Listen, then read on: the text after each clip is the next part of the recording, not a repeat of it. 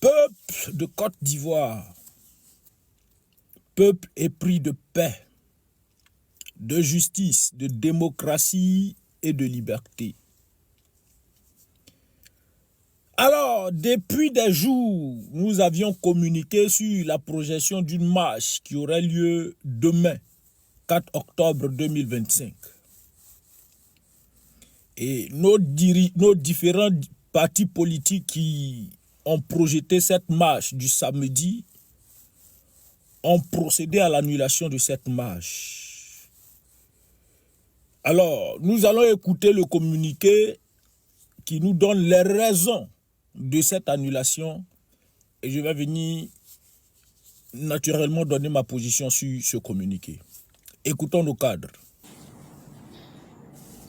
Le PPACI a été surpris d'entendre, à l'issue du Conseil des ministres, le porte-parole du gouvernement affirmer que celui-ci n'aurait pas été informé de la dite manifestation. Une telle déclaration est non seulement inexacte, mais elle traduit une volonté manifeste de travestir la vérité et de créer la confusion dans l'opinion publique. Le PPACI, qui était en attente des séances de travail habituelles que nous avons pour de telles manifestations, a appris que le gouvernement a interdit les marches sur le territoire national à travers son Conseil de sécurité. Je voulais vous dire d'entrée, ou de façon solennelle, que le PPACI prend acte de la décision d'interdiction de la marche initialement prévue le 4 octobre 2025.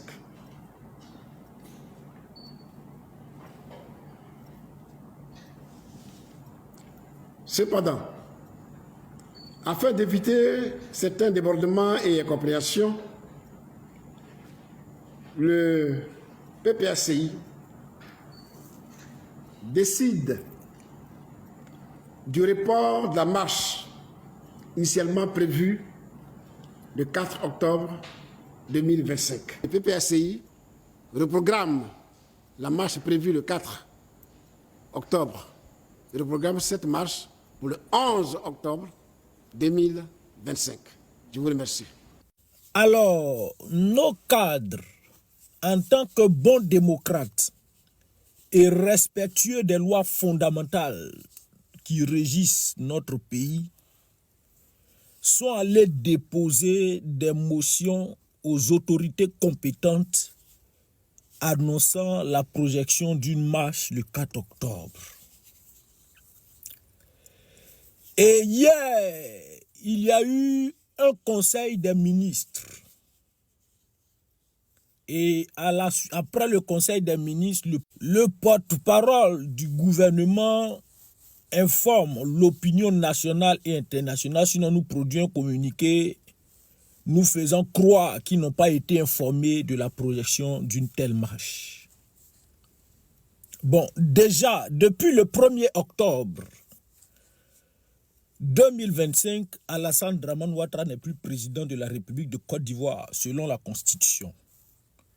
Maintenant, nous, on ne comprend pas par quelle alchimie Alassane Dramane Ouattara préside un conseil des ministres et le conseil des ministres est assorti d'un communiqué du Conseil national de sécurité interdisant toutes les marches et manifestations en Côte d'Ivoire. Déjà, ça, c'est un viol encore constitutionnel. Mais là n'est pas mon problème. Quand la direction du PPACI a produit le communiqué, j'ai vu des commentaires découragés. Vous êtes une honte. Les commentaires des militants du PPACI et de l'opposition, vous êtes une honte, vous êtes une honte, vous êtes ceci, vous êtes cela, vous allez décourager vos militants, vous allez faire ceci. En tout cas, des commentaires autrement. Parce que pour eux, ils sont découragés. Mais je vous ai dit ici dans toutes mes vidéos que ce qui se passe aujourd'hui en Côte d'Ivoire dépasse l'attendement de nos hommes politiques et même du RDR. Et c'est seul le peuple qui a ce devoir et la responsabilité de se mobiliser. Si vous êtes découragé, c'est vous-même, vous devez vous en prendre à vous-même et non aux hommes politiques. Parce que les politiques, là, eux, ils font la politique. Le président Laurent Gbagbo, lui, il fait la politique. Les Sébastien Danon Guégué et autres, là, eux, ils font la politique. Et ils disent que le gouvernement n'est pas informé. Mais ceux qui vont appeler à sortir, là, c'est les enfants des gens qui vont sortir. Et que le gouvernement n'est pas informé. Mais ils vont envoyer des bloubards pour aller tabasser des gens, pour aller faire du n'importe quoi. Donc, eux, ils annulent la marche. Eux, en tant qu'hommes politiques, puisqu'ils savent que le gouvernement fait croire qu'ils n'ont pas été informés, ils annulent la marche pour reprogrammer la marche à une date ultérieure. Là, au moins, là, le gouvernement est informé.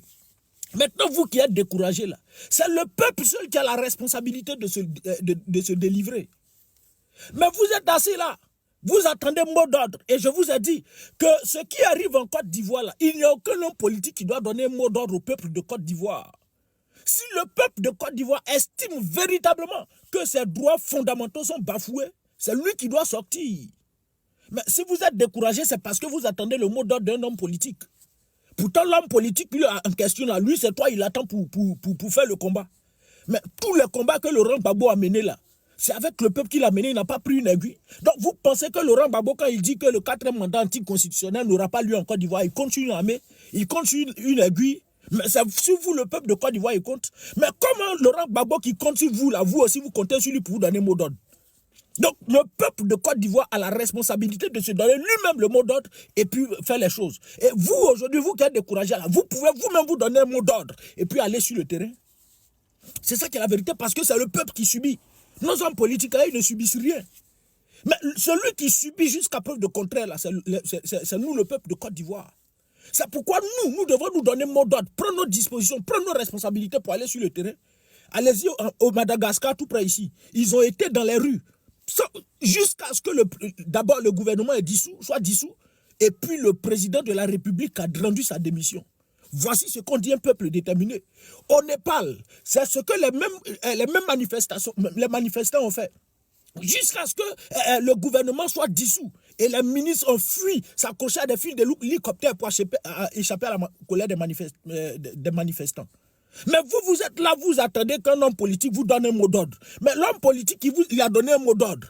Et le mot d'ordre, là, le pouvoir en place, à connaissant la pratique, il dit non. Si j'ai donné ce mot d'ordre, que la population soit là, voici ce qui va arriver. Donc, voici, comme ils ne sont pas informés, on va les informer, puis on reprogramme la date à une date ultérieure, le samedi 11 octobre. Voici, eux, ils font la politique.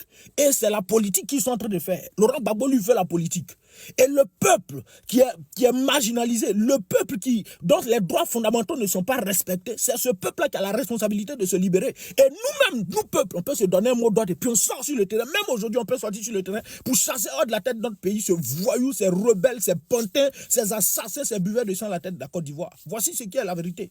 Donc, vous qui êtes découragés, ne vous découragez pas. Vous attendez un mot d'ordre d'un homme politique. L'homme politique, il a dit le samedi 11. Donc, samedi 11 octobre, tous dans les rues. C'est ça qui est la vérité. Maintenant, ceux qui sont découragés là, prenez courage. Parce que la marche du 2 août 2025, c'était pareil. Ça a été reporté au 9 août et ça a été un succès.